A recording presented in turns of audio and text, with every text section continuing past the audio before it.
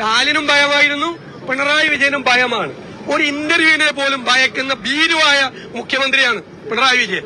ഒരു പ്രതിപക്ഷ നേതാവ് ഒരു ഇന്റർവ്യൂ കൊടുത്തപ്പോ ആ ഇന്റർവ്യൂ റിമൂവ് ചെയ്യാൻ വേണ്ടി സ്വന്തം പോലീസിനെ കൊണ്ട് മെറ്റയ്ക്ക് ശുപാർശ ചെയ്യിപ്പിച്ച ഭീരുവായ മുഖ്യമന്ത്രിയാണ് പിണറായി വിജയൻ. മുഖ്യമന്ത്രി തെരഞ്ഞെടുപ്പ് കമ്മീഷൻ അതിൽ പറയുന്നത് മെറ്റ അറിയാതെ നീക്കിയതെന്നാണ്. അതിന് താഴെയുള്ള കമന്റുകൾ മാത്രം നീക്കാനാണ് നിർദ്ദേശം നൽകിയത്. അതിപ്പോ വീണെടുത്തിടുന്ന ഉരുളാണ്, മനസ്സിലായില്ലേ? ഇപ്പൊ വീണെടുത്തിടുന്ന ഉരുളാണ്.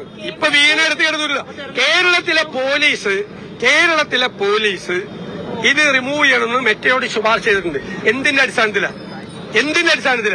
എന്താ കമന്റിൽ എന്താ കുഴപ്പം? കമന്റിൽ എന്താ കുഴപ്പം? അല്ലല്ല, ശുപാർശ ചെയ്തത് കേരള പോലീസ്, തെരഞ്ഞെടുപ്പ് കമ്മീഷൻ ഒന്നുമല്ല, കേരള പോലീസ് ശുപാർശ ചെയ്തു. പോലീസ് തെരഞ്ഞെടുപ്പ് കമ്മീഷന്റെ നിയന്ത്രണത്തിലാണല്ലോ. നരേന്ദ്രമോദിയുടെ അനിയനല്ലേ കേരളം ഭരിക്കുന്നത്? അത് തന്നെ സ്വഭാവം. എല്ലാ ഏകാധിപതികളും ഭീരുക്കളാണ്.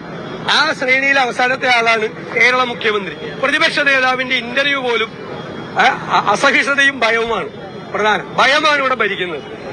പണ്ട് ബ്രത്ത് ചോദിച്ചിട്ടുണ്ട്, വലിയ കവിയാണ് അദ്ദേഹം. ജർമ്മനിയിൽ നിന്ന് അദ്ദേഹത്തെ അമേരിക്കയിലേക്ക് നാടുകടത്തി. അപ്പോ അദ്ദേഹം ഒരു ജർമ്മൻകാരനെ കണ്ടപ്പോ ചോദിച്ചു, ബ്രത്ത് എന്ന് പറയുന്ന വലിയ കവി, അത് കവിതയാണത്, നമ്മുടെ